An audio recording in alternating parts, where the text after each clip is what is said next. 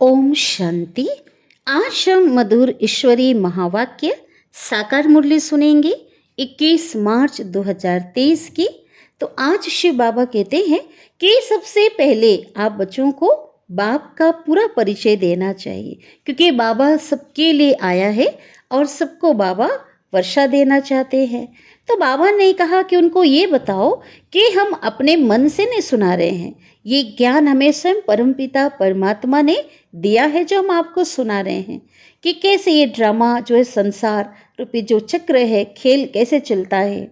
और यहाँ पे भगवान हमें चक्रवर्ती राजा बनाते हैं और चक्रवर्ती राजा नॉलेज से हम बन सकते हैं।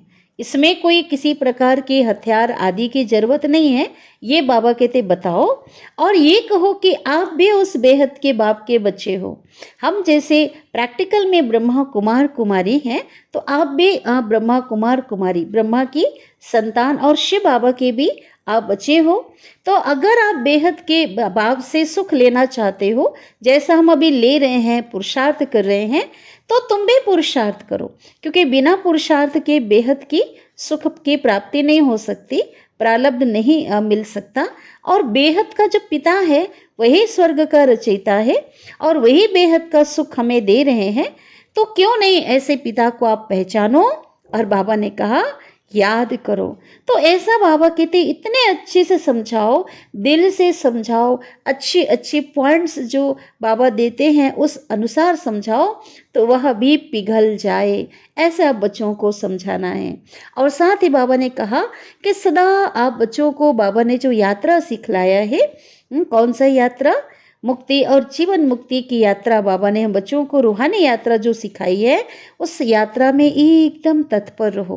तो जितना उस यात्रा में रहेंगी, जितना बाबा को याद करेंगे, तो उसकी याद से आत्मा और शरीर दोनों पवित्र बन जाएंगे, फूल समान बन जाएंगे और विकर्म विनाश होंगे।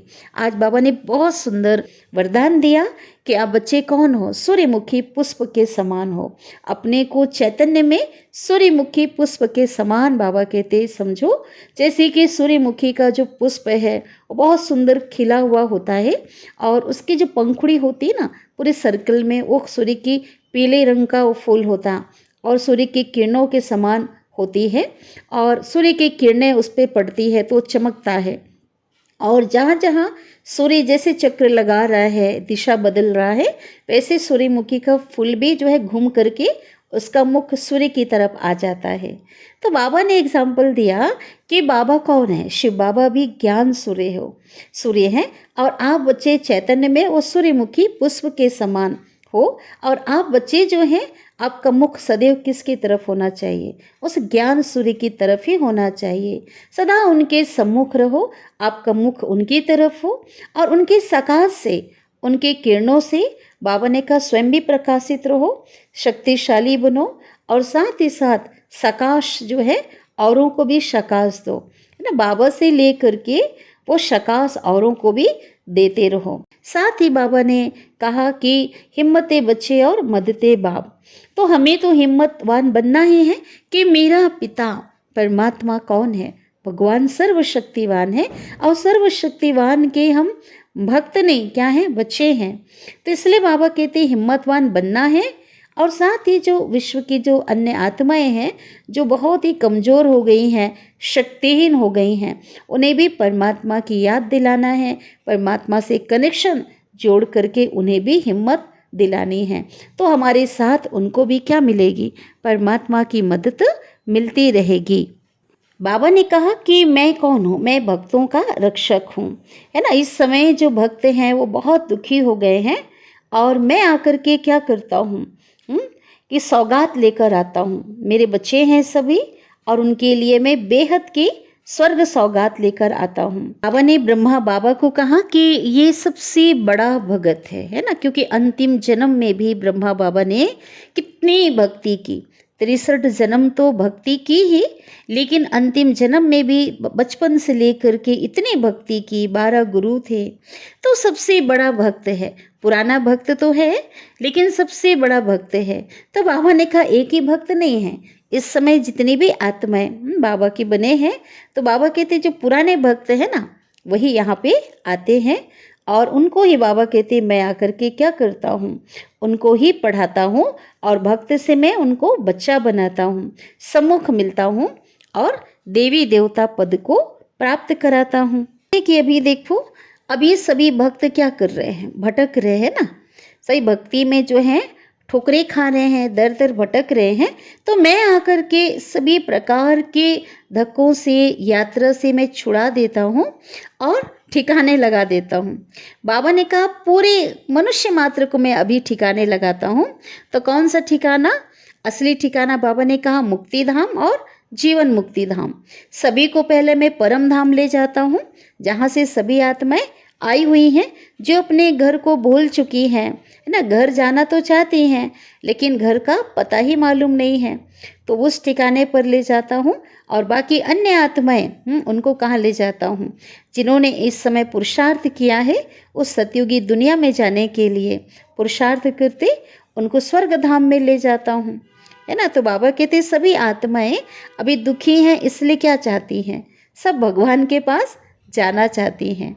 तो बाबा ने बहुत अच्छी बात कही कि 63 जन्म से जो तीर्थ यात्रा किया, जिस्मानी तीर्थ यात्रा किया, तो वहाँ से तीर्थ यात्रा करके लौट करके वापस घर आ गए, है ना। लेकिन यहाँ पर मैं गाइड बन करके मैं रूहानी तीर्थ यात्रा करा रहा हूँ। और जहाँ से रूहानी यात्रा अर्थात रूहानी तीर्थ कौन सा है? परम धाम, जहाँ चैतन्य में परमात्मा शिव बाबा रहते हैं। तो बाबा कहते वहाँ पे जा करके फिर लौट करके इस पुरानी दुनिया में आप बच्चों को नहीं आना है ना। तो सदा के लिए बाबा कहते ये जो जड़ तीर्थ यात्रा है आधा कल्प के लिए वो बंद हो जाएंगे। तो अभी हम सुनते हैं कि बहुत मीठी प्यारी बाबा की वाणी को विस्तार से। आज की मुरली का सार है, मीठे बाबा कहते हैं, मीठे बच्चे, भगवान आया है सभी भक्तों को भक्ति का फल, मुक्ति, जीवन मुक्ति का ठिकाना देने। तुम भक्त से अभी वारिस बच्चे बने हो। आज की मुरली का प्रश्न है, बाबा पूछ रहे हैं तुम बच्चे किस स्मृति में रहो तो दिल में खुशी के ढोल बाजे बजते रहेंगे। ऐसी कौन सी स्मृति है जिससे दिल में खुशी के ढोल बाजे बजते रहेंगे? उत्तर है सदा स्मृति रहे, सदा याद रहे कि मोस्ट विलव्ड बाबा आया है हमें विश्व का मालिक, शाहों का शाह बनाने, माना राजाओं का राजा बनाने। हम अभी सूर्यवंशी राजा रानी बन रहे हैं। बाबा हमें 21 जन्मों के लिए एवर हेल्दी वेल्दी बना रहा है। हमारे सतयुगी राज्य में सब चीज़ें फर्स्ट क्लास होंगी, तत्व भी सतो प्रधान होंगे, आत्मा और शरीर दोनों गुलगुल फूल समान होंगे। तो इसी स्मृति से दिल में खुशी के ढोल बाजे बजते रहेंगे, अर्थात अपार खुशी रहेगी। ओम शांति। बाबा कहते हैं बच्चे जानते हैं कि बाप परम धाम में रहने वाला है और वह बाप खुद बच्चों को कहते हैं कि अब तुम भक्त नहीं हो। पहले भक्त थे और भिखारी बनकर भक्त मांगते रहते थे, है ना। लेकिन आज क्या बन गए? बच्चे अर्थात अधिकारी बन गए।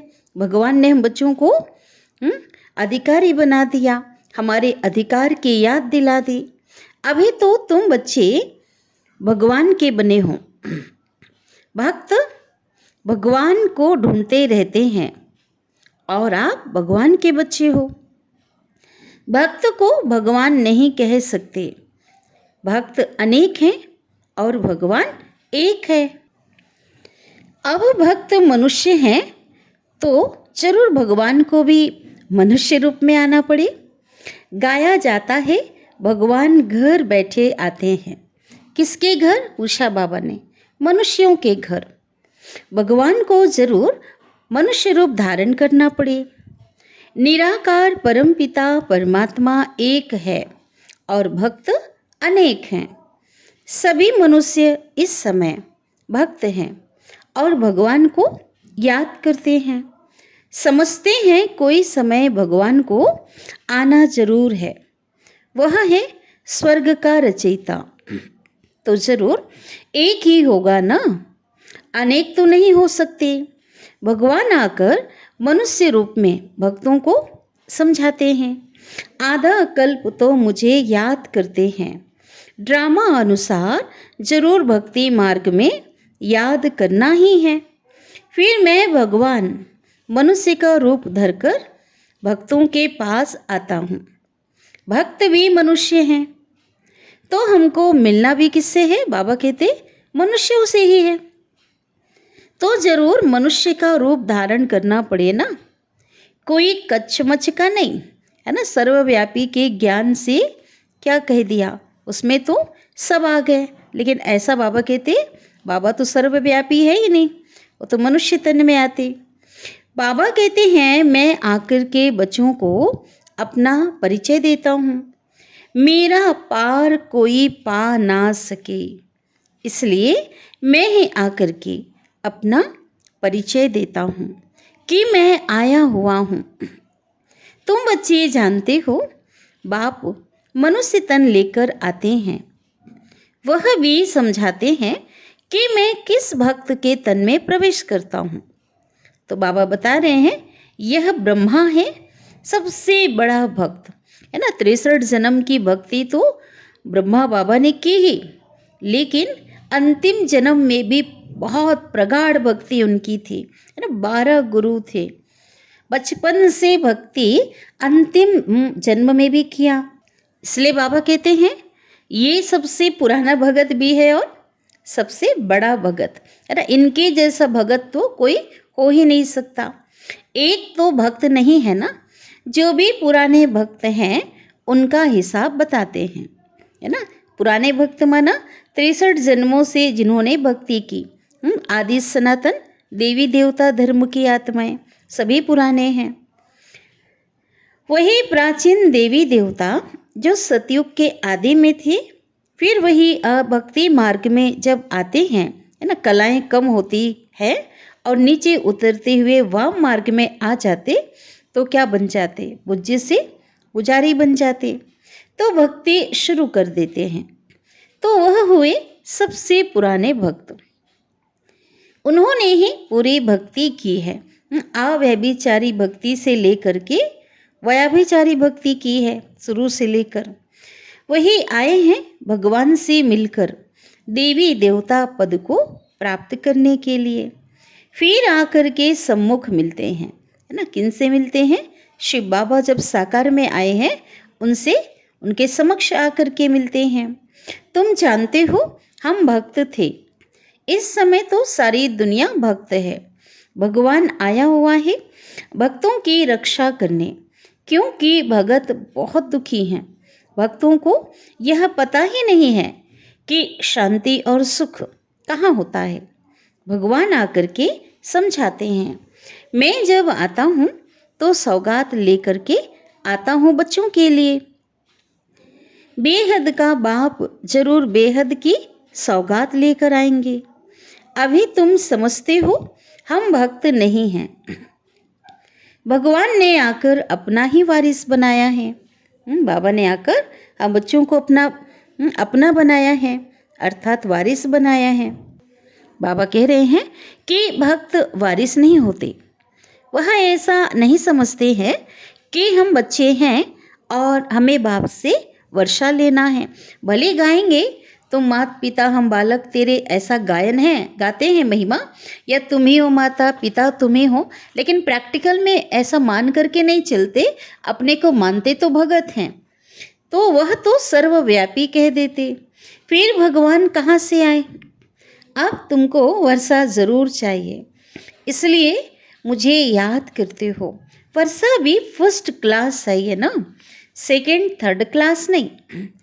सभी भक्त भगवान को याद करते हैं कि जाकर के भगवान से मिले, परंतु जानते ही नहीं ना कि कैसे उनके पास जाएं। भगवान का परिचय ही नहीं है और जानते नहीं कैसे उनके पास जाना होता है, कैसे जाएं। तो भगवान को आना पड़ता है, पढ़ाते भी हैं ना। भगवान आकर के क्या कर रहे हैं? पढ़ा रहे हैं। बाप बन करके पालना करते तो टीचर बन करके पढ़ाते भी हैं। तुम जानते हो भगवान आया हुआ है सबको भक्ति का फल देने, अर्थात सबको सुखी करने।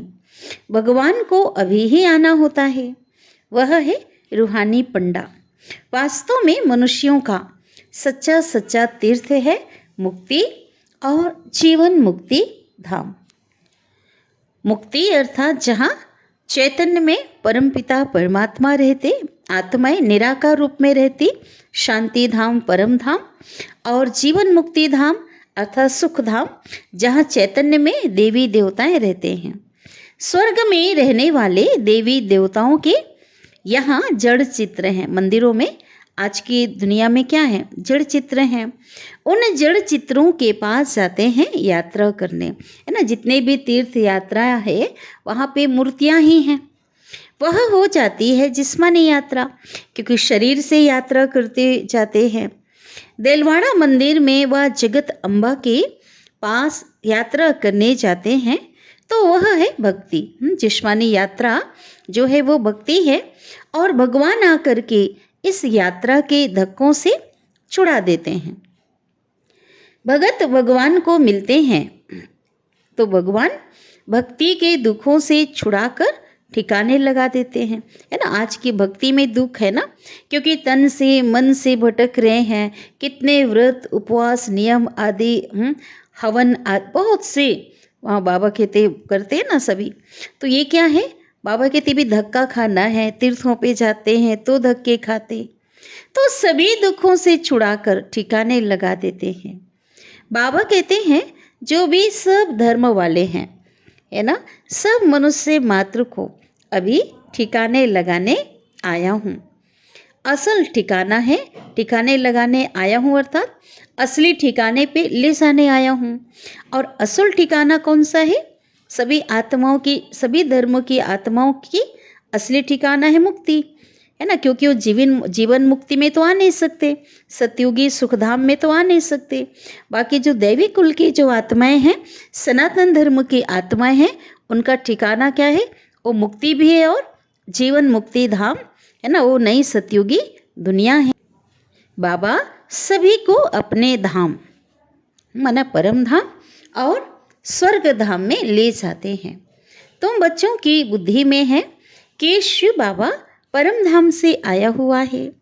आत्मा ही चाहती है कि हम भगवान के पास जाएं। याद कौन करते हैं? आत्मा ही तो करती है ना, शरीर तो याद नहीं करता, और आत्मा याद करती है इन आर्गन्स द्वारा। तो शिव बाबा कहते हैं अब तुमको देही अभिमानी बनना है, क्योंकि तुम आत्मा हो और तुमको आत्मा अभिमानी बनना है। तुम्हारी बुद्धि में ज्ञान टपकता रहता है ना। बाबा कहते मंथन करते रहते हैं, स्मृति में लाते रहते हो, है ना। बाबा ने जो पढ़ाई पढ़ाया है वो क्या होता है? वो इसलिए बाबा कहते टपकता रहता है। बरोबर ड्रामा अनुसार बाबा आया हुआ है। बच्चों को रावण के दुख से छुड़ाकर अपने साथ घर ले जाएंगे, है ना, परम धाम ले जाएंगे।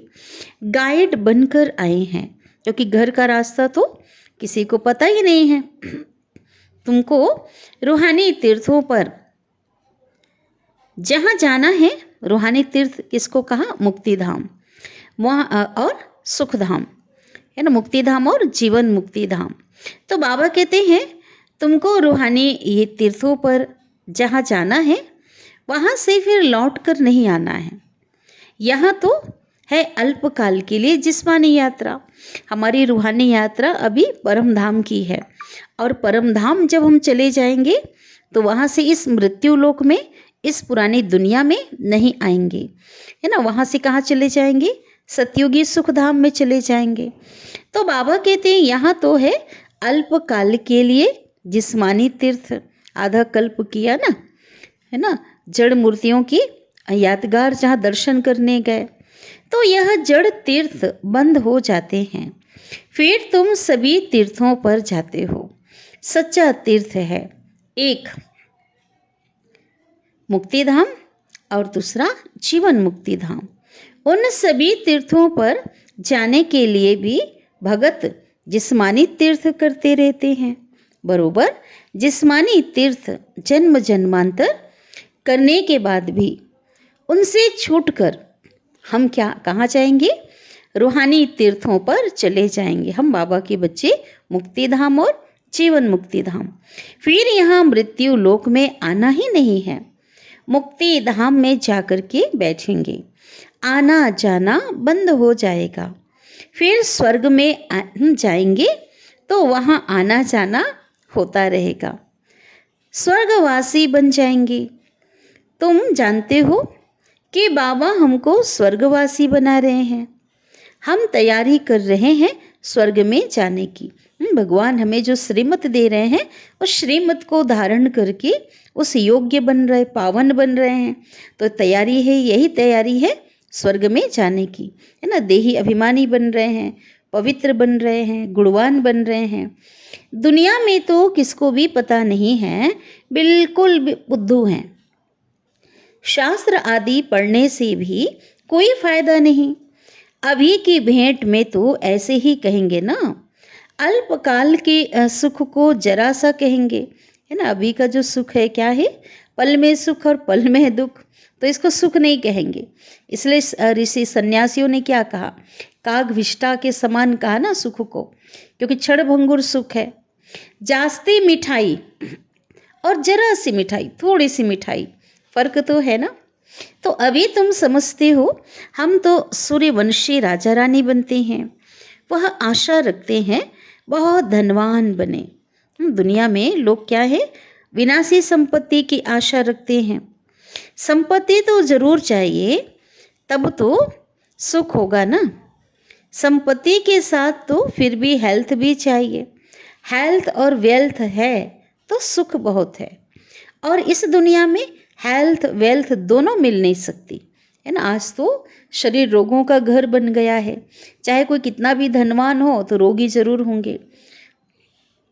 किसी के पास धन नहीं है, दोनों एक साथ बहुत मुश्किल है।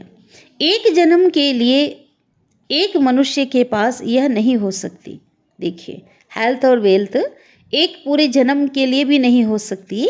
और वहाँ तो तुम सब 21 जन्मों के लिए हेल्दी वेल्दी रहते हो। वहाँ तो अनादि आदि हर चीज की बहुत सस्ताई होगी। पैसे की दरकार ही नहीं होगी।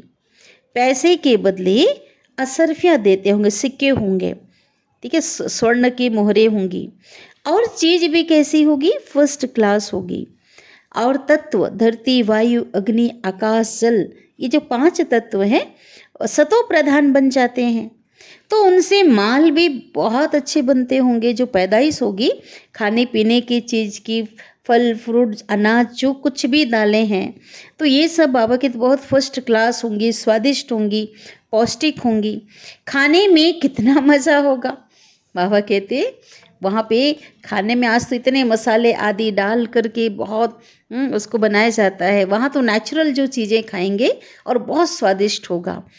अभी तुम्हारे दिल में तो ढोल बाजा बजना चाहिए। मोस्ट विलव्ड बाबा आए हैं और कहते हैं मैं तुम्हारा मोस्ट विलव्ड बाप हूँ। 63 जन्म तुमने मुझे याद किया। जरूर विलव्ड है ना, तब तो याद करते हैं। मनुष्यों को तो कुछ भी पता नहीं। बाबा हमको शाहों का शाह, ना राजाओं का भी राजा, स्वर्ग का मालिक, विश्व का मालिक बनाते हैं। देवी देवताएं विश्व के मालिक हैं ना, परंतु उन पर भी झूठे कलंक छोटेपन से ही लगा दिए हैं। कितनी झूठी बातें लगा दी हैं। माया बिल्कुल ही 100% नॉनसेंस बुद्धि बना देती है। बेसमझ बुद्धि 100% बना दिया। यह भी ड्रामा का खेल है। तो अब मोस्ट विलव्ड बाबा कहते हैं मुझे पूरा याद करो तो तुम्हारे पूरे विकर्म विनाश हो। गुलगुल बनो, फूल बनो। आत्मा गुलगुल होगी तो शरीर भी ऐसा अच्छा मिलेगा। तो मैं हो माता स पिता, यह किसकी महिमा है? ये महिमा एक निराकार शिव बाबा की है। कुत्ते बिल्ली सब में ईश्वर अगर है तो क्या उनको कहेंगे तुम ये हो माता पिता? माता पिता तो नहीं कहेंगे ना। तो बाबा कह रहे देखो मनुष्यों की बुद्धि क्या बन पड़ी है, भपका कितना दिखाते हैं। इसको कहा जाता है माया का पांप। रावण के राज्य में मनुष्यों को नशा कितना है जानते तो कुछ भी नहीं। तुम्हारे में भी जो अच्छे ज्ञान की धारणा करने वाले हैं उन्हों को नशा चढ़ता है। ज्ञान की धारणा नहीं है तो सूरत भल मनुष्यों की है, परंतु सीरत बंदर की है। तुम बच्चे अब समझते हो, हम श्रीमत पर चलकर भारत के मनुष्य मात्र को श्रेष्ठ दैवी गुण धारी बनाते हैं, अर्थात हम भारत को श्रेष्ठ दैवी राजस्थान बनाते हैं। जिनको यह नशा होगा वही ऐसे बोलेंगे, है ना। बाबा कहते नशा होना चाहिए, इतना फलक से कहना चाहिए। कहाँ भी भाषण करो तो बोलो हम श्री अर्थात श्रेष्ठ की मत, परमात्मा की मत पर चल रहे हैं। भगवान है ज्ञान का सागर, आनंद का सागर, और हम उनकी मत पर चलकर क्या बन रहे हैं? देवता बन रहे हैं। यादव और कौरव इस समय दोनों किसकी मत पर हैं? कौरव माना भारतवासी विपरीत बुद्धि वाले, यादव है ना विदेशी जो आत्माएं हैं क्रिश्चियन। तो बाबा कहते ये दोनों रावण की मत पर हैं और हम हैं पांडव भगवान की श्री मत पर। जीत भी हमारी है। श्री कृष्ण कोई स्वर्ग स्थापन नहीं करते हैं, भगवान बाप ही स्थापन करते हैं। हम भारत को श्रेष्ठ बनाते हैं और कोई भी ऐसे कह नहीं सकेगा कि हम ईश्वरी मत पर हैं। हाँ कहेंगे ईश्वर की प्रेरणा से करते हैं। बाप तो कहते हैं मैं इस तन में आकर के मत देता हूँ, इसमें प्रेरणा की तो बात ही नहीं। तो पहले पहले निराकार की महिमा करनी चाहिए। बाबा कहते कोई प्रेरणा से स्थापना थोड़ी होती है, प्रेरणा से पढ़ाई थोड़ी होती है। मैं तो इस तन में आकर के शिक्षाएं देता हूँ ना। तो महिमा किसकी है? निराकार की। वह मनुष्य सृष्टि का क्या है? निराकार परमात्मा मनुष्य सृष्टि का बीज रूप है। ज्ञान का सागर, सुख का सागर है। उनकी मत पर हम चलते हैं। वह हमारा बाप है, परम धाम में रहने वाला, स्वर्ग का रचयिता है। जो जानता होगा वही महिमा करेगा। सारी सृष्टि को पावन बनाने वाला तो एक ही होना चाहिए ना, अनेक थोड़े ही होने चाहिए। तो सिवाय हमारे बाकी सब हैं रावण की मत पर। हम श्रीमत से भारत को फिर से दैवी राजस्थान बना रहे हैं। यह अनेक धर्म सभी विनाश होने हैं। हम जो बीके हैं हम सभी ने यह प्रैक्टिकल में अनुभव किया हुआ है। हम प्रजापिता ब्रह्मा के बच्चे हैं, तो उनको कहो, बाबा कहते तो तुम भी हो तो तुम भी, परंतु हम प्रैक्टिकल में हैं। अभी भगवान ब्रह्मा के तन में आकर के उन्होंने हमें बच्चा बनाया। प्रैक्टिकल में हम ब्रह्मा मुख वंशावली हैं।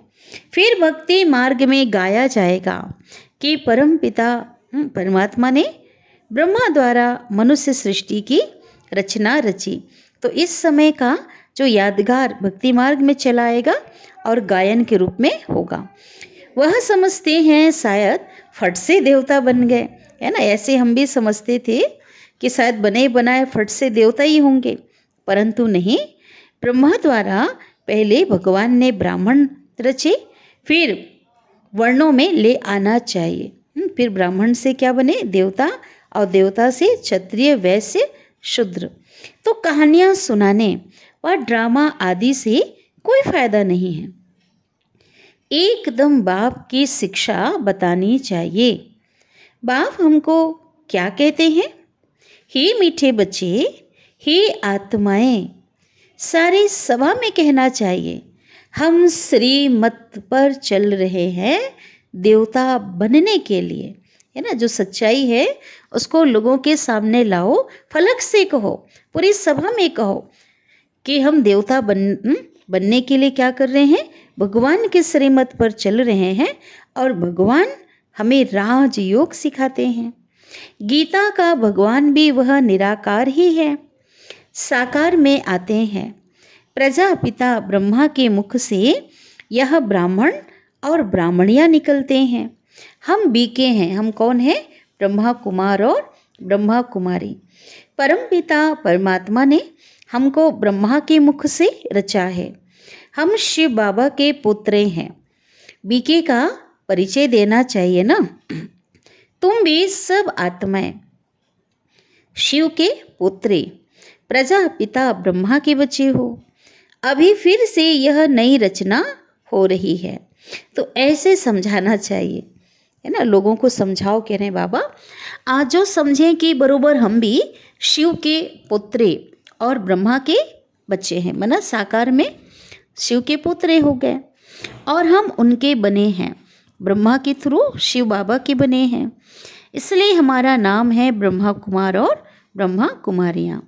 कल्प पहले यह ब्राह्मण से देवता, फिर क्षत्रिय, वैश्य, शूद्र बने थे।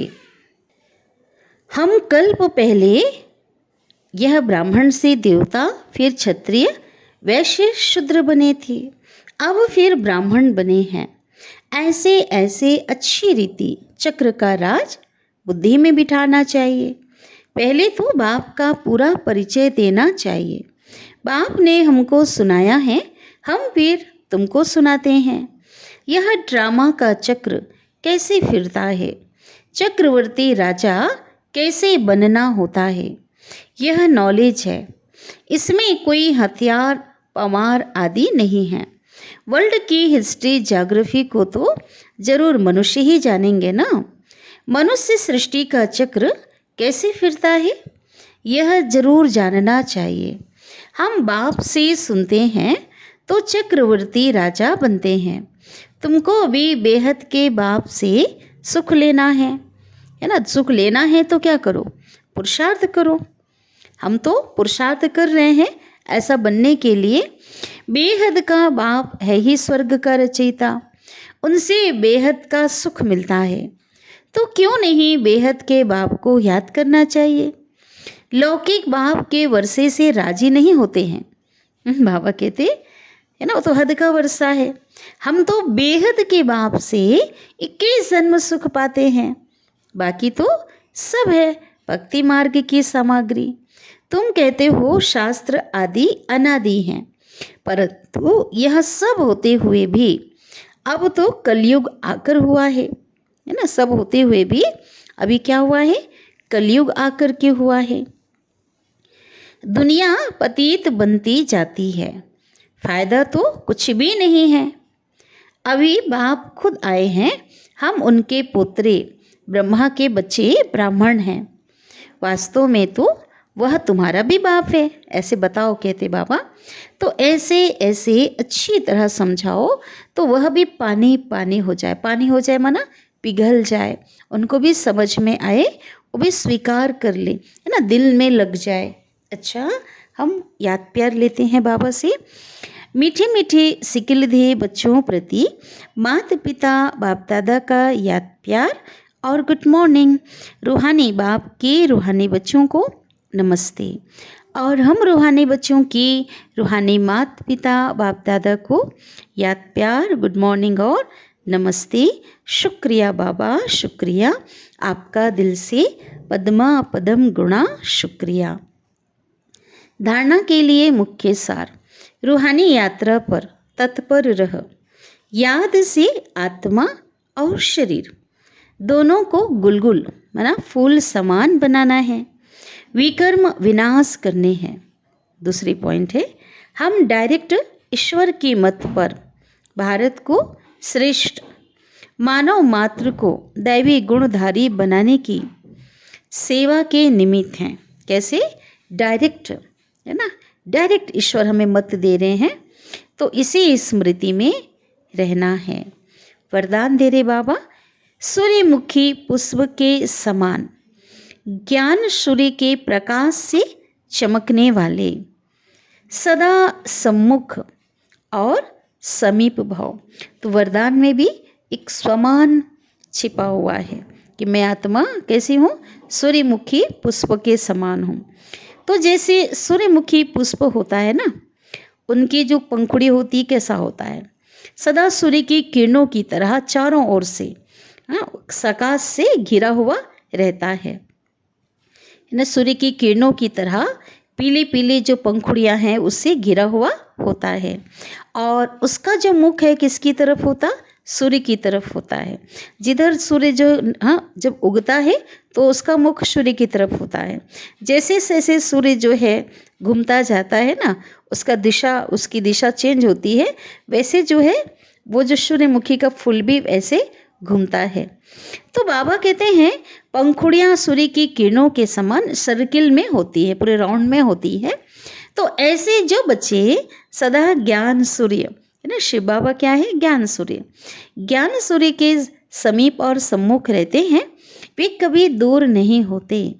वे सूर्यमुखी पुष्प के समान ज्ञान सूर्य के प्रकाश से स्वयं भी चमकते हैं और दूसरों को भी चमकाते हैं। बहुत सुंदर, बहुत प्यारा वरदान मिला। और स्लोगन है, सदा हिम्मतवान बनो और सर्व को हिम्मत दिलाओ तो परमात्मा मदद मिलती रहेगी, है ना। हिम्मते बच्चे मददे बाप कहते हैं। तो जो हिम्मत रखेगा उसको भगवान की मदद तो मिलती है, लेकिन बाबा कहते हैं हिम्मतवान बन करके परमात्मा की याद से, परमात्मा के सानिध्य और साथ से हिम्मतवान बनकर औरों को भी बाबा ने कहा हिम्मत दिलाओ। तो क्या मिलेगी, एक्स्ट्रा मिलेगी ना। तो भगवान की जो मदद है वो हम बच्चों को मिलती रहेगी। तो बहुत मीठी प्यारी वाणी हमने सुनी। तो आज सारा दिन हमको क्या करना है ना, सूर्यमुखी पुष्प की तरह हमारा मुख बाबा की तरफ हो और एक की याद में रह करके वो सकाश हम सबको दें। अच्छा, ओम शांति।